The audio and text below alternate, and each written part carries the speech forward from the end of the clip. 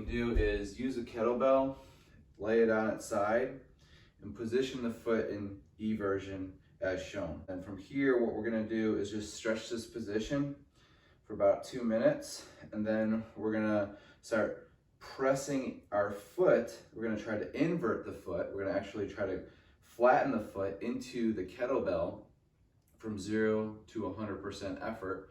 And then after we hold that for about 30 seconds, we're gonna go deeper into eversion by trying to lift the foot off of the kettlebell and holding that for about 15 seconds, and then going back to your passive stretch.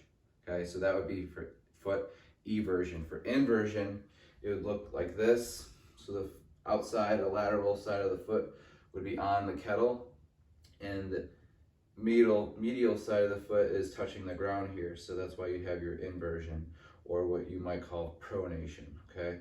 So from here, stretching the position or holding this position for 2 minutes, inhaling for 4, exhaling for 8, and then trying to supinate or trying to evert the foot into the kettlebell, trying to flatten it into the ground from 0 to 100% effort for 30 seconds.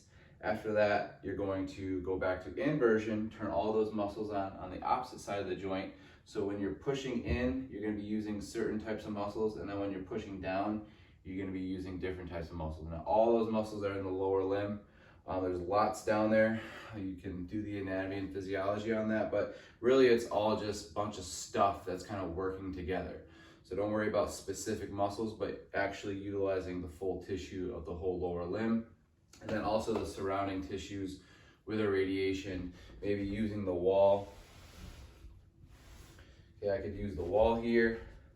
I could embrace it and get more irradiation, so I'm gonna produce more force in the foot.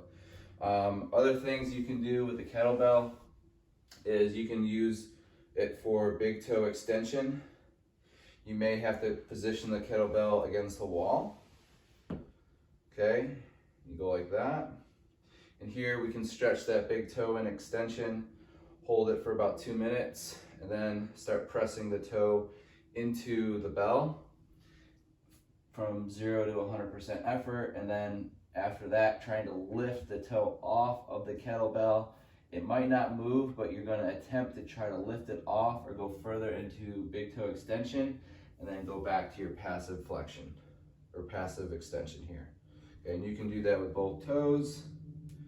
Again, passive hold 2 minutes, pals 30 seconds, rails about 15 to 20 seconds, trying to lift away, and then back to your passive stretch.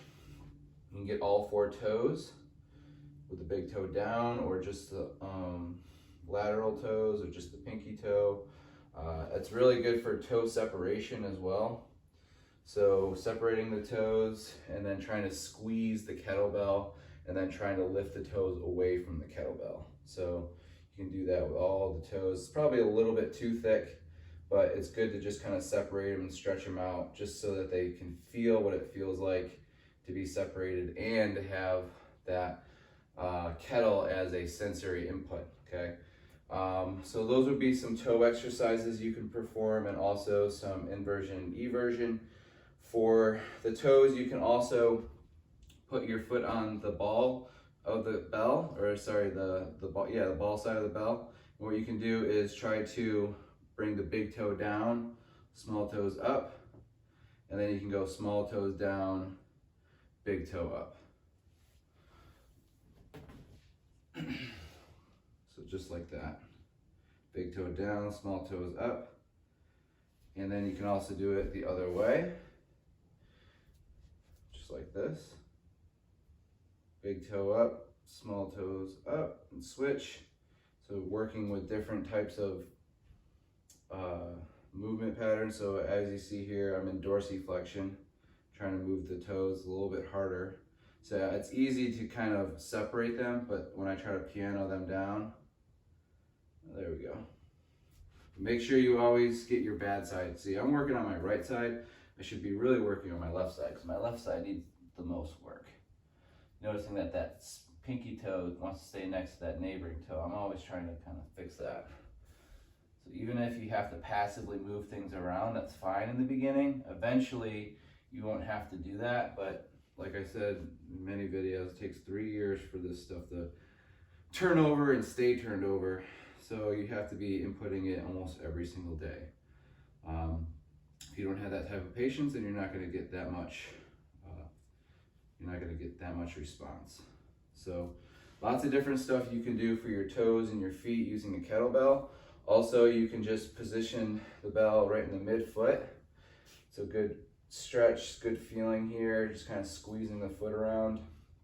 Just giving that the bottom of the foot sensory input is really important. So like walking on rocks, walking barefoot, training barefoot, and doing things with your toes and your feet, you know, hanging out at your house without socks on and trying to move those toes as much as you can, okay?